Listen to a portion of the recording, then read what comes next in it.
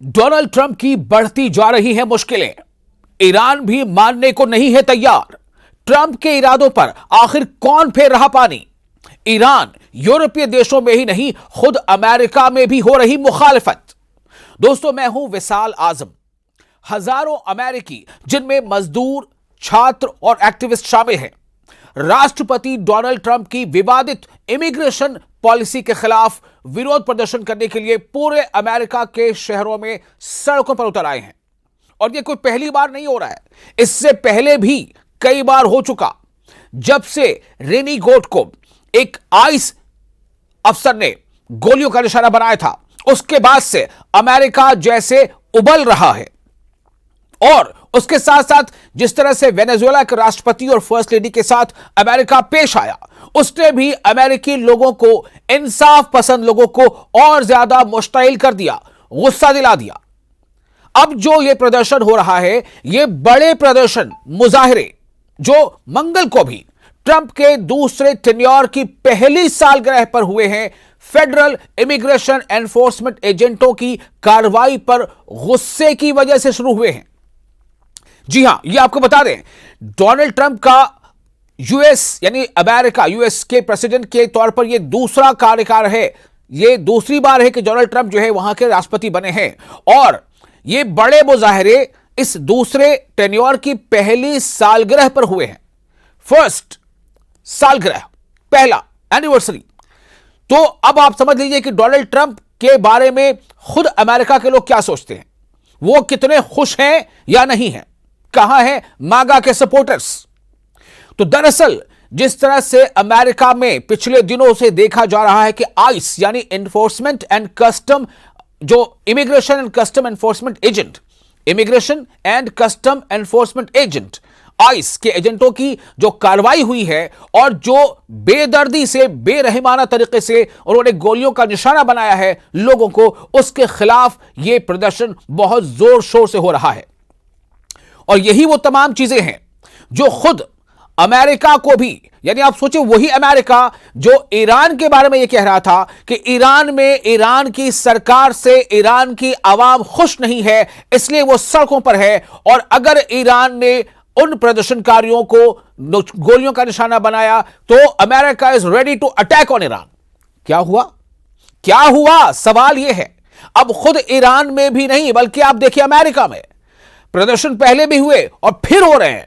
जब Donald Trump के राष्ट्रपति बने साल भर पूरे हो चुके हैं, पहली सालगिरह पूरी हो चुकी है, तो फिर से अमेरिकी आवाम सड़कों पर है डोनाल्ड ट्रंप के खिलाफ। इन विरोध प्रदर्शनों को भड़काने वाली सबसे चौंकाने वाली जो घटना है, उनमें से एक 37 साल की मां रेनी गुड, जिसका मैंने पहले तज़किरा किया, उसकी हाल ही में हुआ कत्ल है, उसकी हाल ही में हुई हत्या है। कहते हैं ना, पॉइंट ब्लैंक रेंज से गोली मारी गई थी, जिन्हें मिनियापोलिस में एक इमिग्रेशन एनफोर्समेंट ऑपरेशन के दौरान फेडरल एजेंटों ने गोली मार दी थी। उस गोली ने कहीं ना कहीं डोनाल्ड ट्रंप के खिलाफ भड़कती आग को और ज्यादा शोलापोश कर दिया है। डोनाल्ड ट्रंप के खिलाफ लोगों के गुस्से को और ज्यादा उबाल दे दिया है। उस घटना में गोली मारने से पहले उन्हें उनकी कार से घसीटा गया था, जिससे लोगों में गुस्सा भड़का और प्रशासन के इमिग्रेशन दृष्टिकोण, यानी इमिग्रेशन को लेकर जो नजरिया है एडमिनिस्ट्रेशन का, उसमें बदलाव की मांग और तेज हो गई। आप यकीन मानिए कि अमेरिका में खुद डोनाल्ड ट्रंप के खिलाफ ये जो लोग सड़कों पर हैं, इनमें कई मामले हैं जिसकी वजह से ये लोग सड़कों पर हैं। वॉशिंगटन डीसी से लेकर एशविले, नॉर्थ कैरोलिना जैसे छोटे शहरों तक भी मुजाहिरीन यानी प्रोटेस्टर्स, प्रदर्शनकारी, ट्रंप एडमिनिस्ट्रेशन के जरिए बिना दस्तावेज वाले अप्रवासियों पर की जा रही सख्त कार्रवाई के विरोध में सड़कों पर उतर आए हैं। वॉशिंगटन में सैकड़ों प्रदर्शनकारी इकट्ठा हुए और नो आइस, नो के, नो फासिस्ट यूएसए जैसे नारे लगाए गए। आइस यानी enforcement and custom immigration agent या ऑफिसर। और ये जो नारे लगाए जा रहे हैं, जो US immigration and custom enforcement की मिलिट्री जैसी कार्रवाई पर बढ़ती चिंता, बढ़ता गुस्सा, बढ़ती नाराजगी को दिखाता है। जो प्रोटेस्टर्स हैं अमेरिका के अंदर, अमेरिकी एडमिनिस्ट्रेशन के खिलाफ प्रोटेस्ट करने वाले। कोई आज पूछे कि अगर अब अमेरिका को वो याद दिलाया जाए कि किस तरह से अमेरिका ने ईरान को धमकी दी थी कि जब ईरान अपने अंदर जो नाराज ईरानी अवाम थे उनके मुजाहरों को झेल रहा था, तब अमेरिका ने कहा था कि हम हमला करने के लिए तैयार हैं।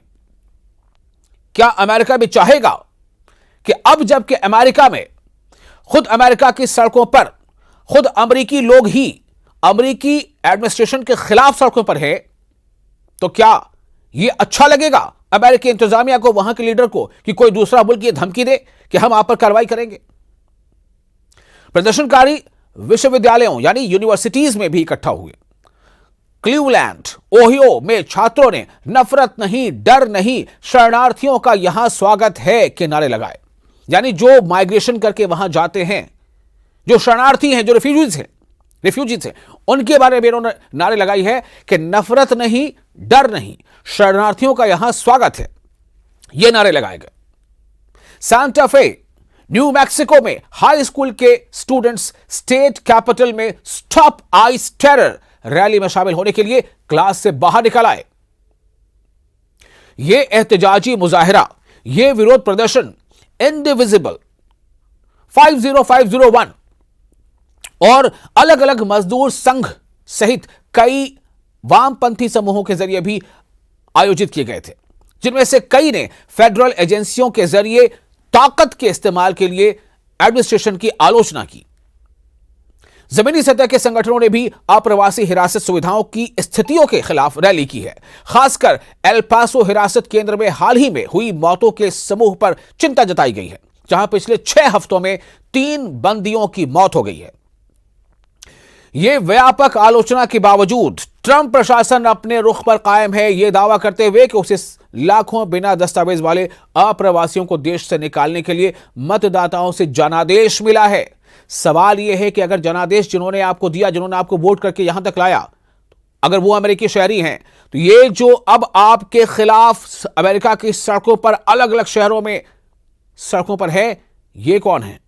क्या ये अमेरिकी नहीं है? ये भी अमेरिकी शहरी हैं। हालांकि हालिया सर्वेक्षणों से पता चलता है कि ज्यादातर अमेरिकी इन नीतियों को लागू करने में फेडरल एजेंटों के जरिए इस्तेमाल की जाने वाली कठोर रणनीति को, कठोर तौर तरीके को नापसंद करते हैं।